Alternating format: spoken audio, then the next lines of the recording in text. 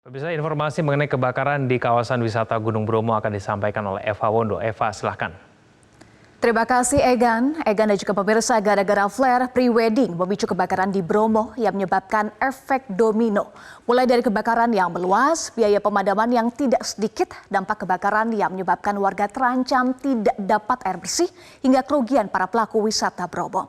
Bagaimana sebetulnya pengawasan di 4 pintu masuk Bromo hingga flare bisa masuk dan memicu kebakaran terparah dalam sejarah Taman Nasional Bromo Tengger Semeru? Inilah segmen Fact Check bersama saya, Eva Wondo. Pemirsa, sudah sepekan berlalu pasca kebakaran di Taman Nasional Bromo Tengger Semeru, Probolinggo, Jawa Timur yang dipicu flare pre-wedding 6 September 2023. Kebakaran belum sepenuhnya padam. Api justru semakin meluas sampai wilayah Malang dan Pasuruan. Hingga Selasa 12 September 2023, BPBD mencatat masih ada 10 titik api yang belum bisa dipadamkan sepenuhnya. Medan menuju titik api yang sulit dijangkau, kondisi rumput yang kering dan angin kencang menjadi kendala utama pemadaman. Tidak hanya mengancam flora dan fauna, kebakaran juga mengancam warga mendapatkan air bersih. Hal ini karena kebakaran merusak pipa pengairan yang menyalurkan air ke 6 desa di Kecamatan Sukapura, Kabupaten Probolinggo. Warga di desa Ngadirejo, Wonokerto, Ngadas, Cetak, Wonotoro, dan Ngadisari bahkan terpaksa harus membeli air bersih. Upaya pemadaman tidak berhenti dilakukan oleh tim gabungan baik di darat maupun di udara dengan waterbombing. Biaya ratusan juta rupiah harus dikeluarkan pemerintah untuk 1 jam waterbombing.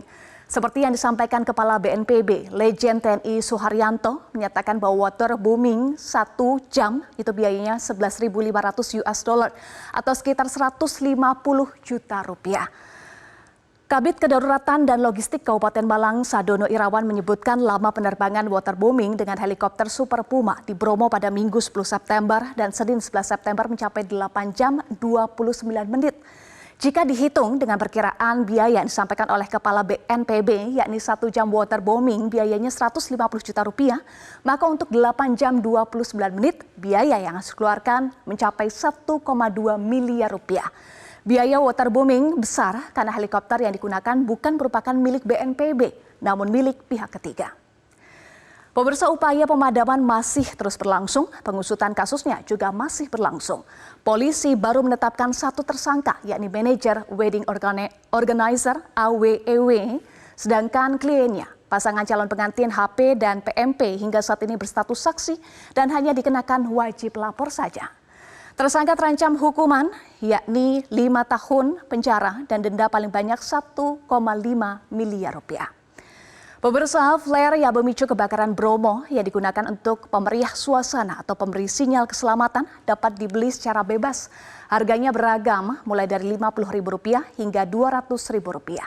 Jika tidak digunakan dengan benar, flare dapat menjadi penyebab kebakaran di lingkungan yang kering atau beresiko tinggi seperti rumput kering dan hutan. Flare juga menyebabkan polusi cahaya karena menghasilkan cahaya yang sangat terang. Penggunaan flare yang berlebihan dapat menyebabkan polusi cahaya dan mengganggu pengamatan astronomi serta gangguan bagi hewan-hewan yang aktif di malam hari. Flare juga dapat menghasilkan asap atau bahan kimia yang dapat mencemari lingkungan. Beberapa flare menggunakan bahan kimia berbahaya dan limbah dari flare dapat merusak ekosistem di sekitarnya.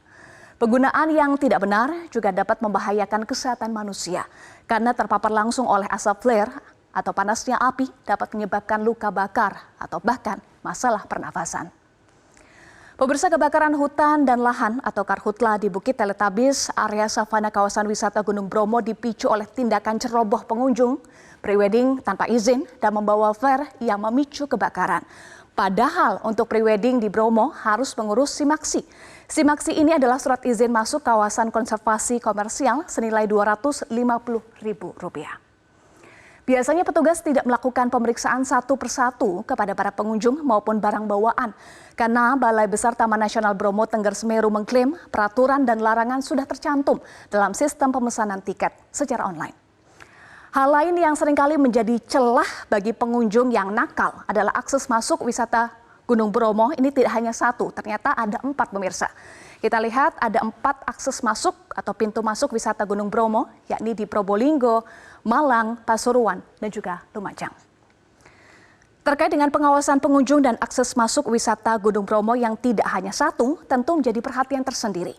Pemerintah Jawa Timur pun mengakui bahwa pengawasan terhadap pengunjung belum maksimal. Akibatnya, masih ada pintu-pintu masuk menuju Bromo yang belum diperiksa secara ketat soal barang bawaan dan juga agenda pengunjung.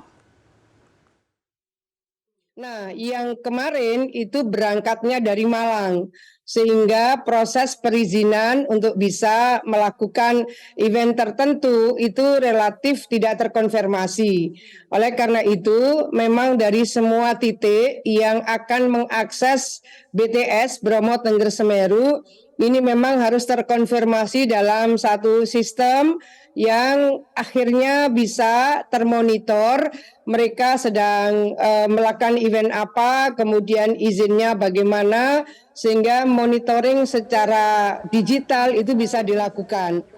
Pemirsa, efek domino lain akibat kebakaran Bromo adalah menurunnya omset pelaku wisata hingga 75%. Mulai dari penyewaan jeep yang harus memensiunkan sementara jeep mereka karena penutupan wisata Bromo. Pelaku usaha kuliner dan penginapan pun juga harus gigih jari karena wisatawan membatalkan kunjungan mereka ke Bromo. Pemirsa, dengan berbagai kerugian akibat kebakaran di Bromo tentu menjadi pelajaran berharga yang tidak boleh terulang. Demikian segmen Fact Check, saya kembalikan ke Kevin Egan.